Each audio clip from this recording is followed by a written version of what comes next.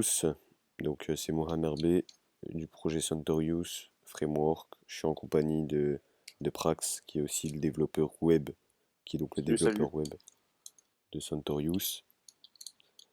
Alors, du coup aujourd'hui je vais vous montrer comment effectivement, enfin un petit tutoriel pour utiliser nos classes pour développer un module Centaurius, très simplement et rapidement.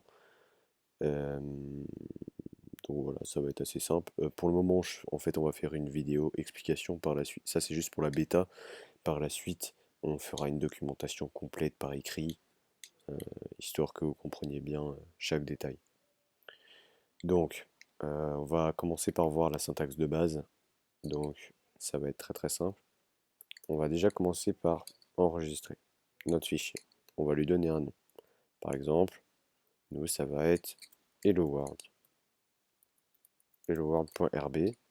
On va aller dans le projet Centaurius, qui est dans le document CTS. Et donc ça va être dans module. Et là, vous avez plusieurs dossiers. Donc ça dépend de l'utilisation de votre script en fait. Si c'est un exploit, si c'est un auxiliary, un payload ou un post.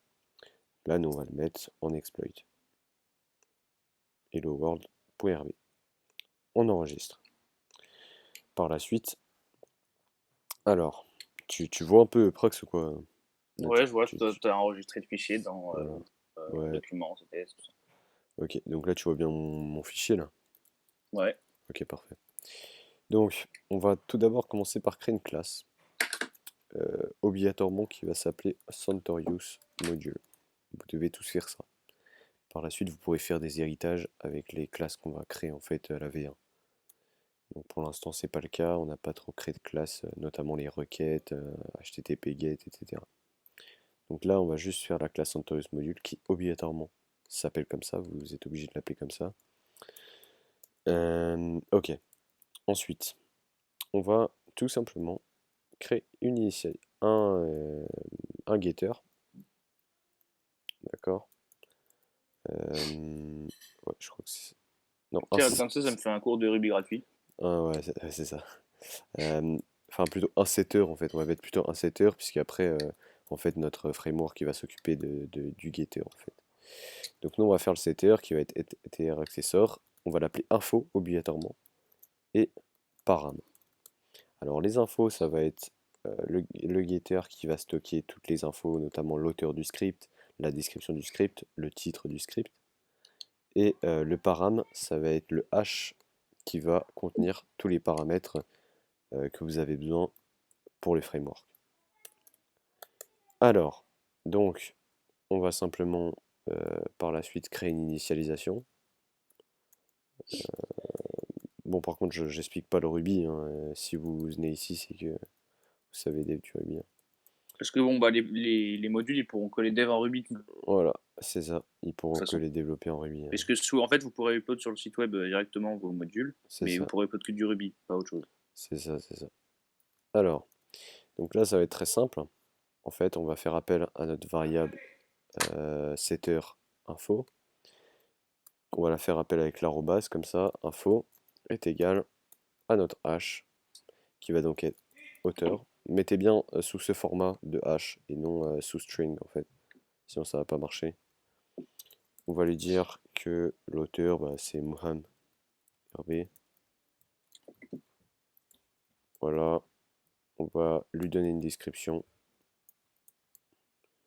Voilà, qui va Bah donc oui, comme être ça, ouais, il voit qu'il a dev, quoi. print sample hello world. Enfin, un string en fait, c'est qu'on va faire en sorte que voilà, on va simplement faire un script en fait quand on va l'exploit en fait, il va écrire exactement ce que vous avez écrit comme paramètre.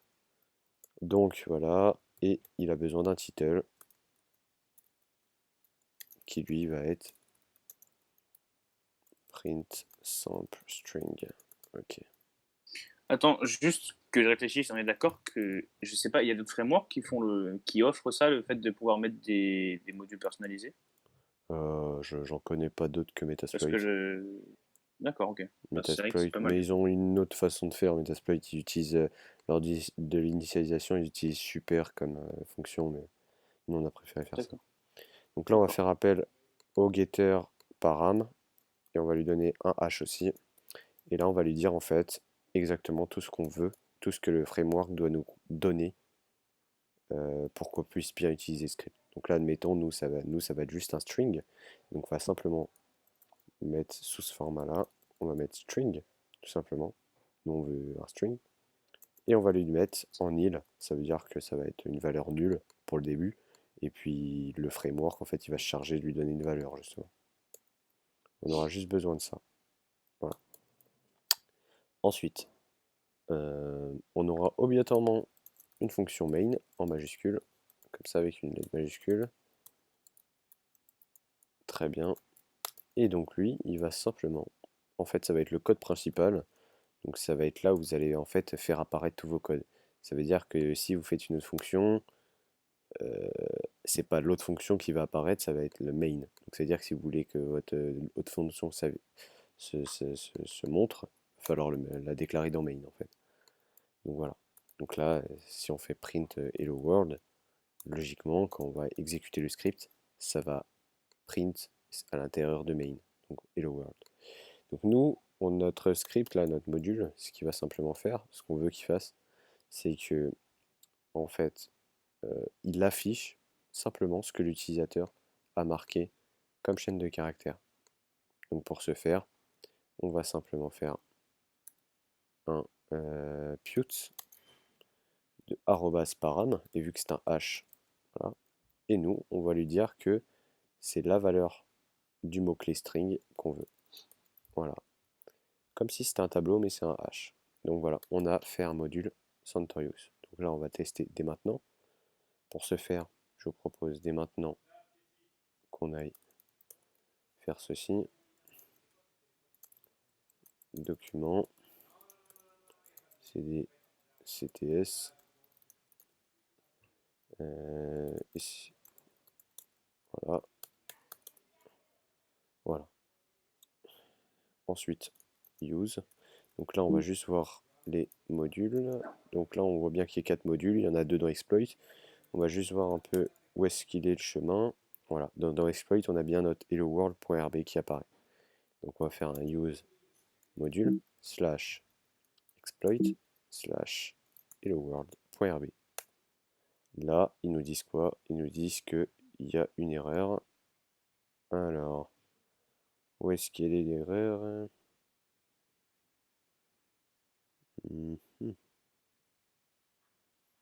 Alors, attendez 2 secondes.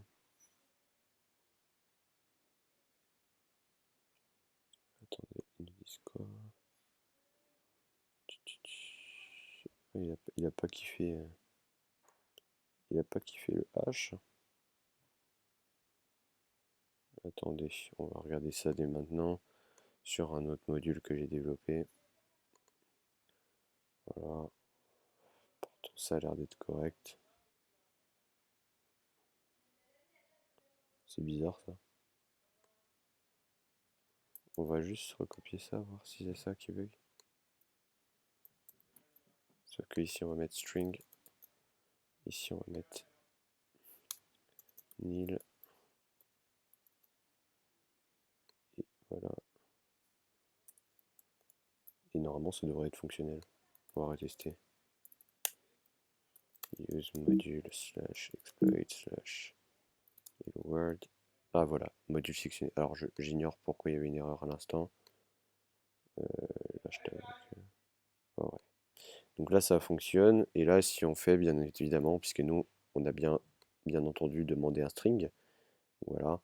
Donc logiquement si on fait un show info maintenant, ils nous disent l'auteur qui est Mohamed B, comme je l'ai mis juste ici, la description, le title, les settings. Alors là, on voit que justement, il nous demande un string, voilà, juste ici, comme j'ai demandé, et que la valeur est nulle.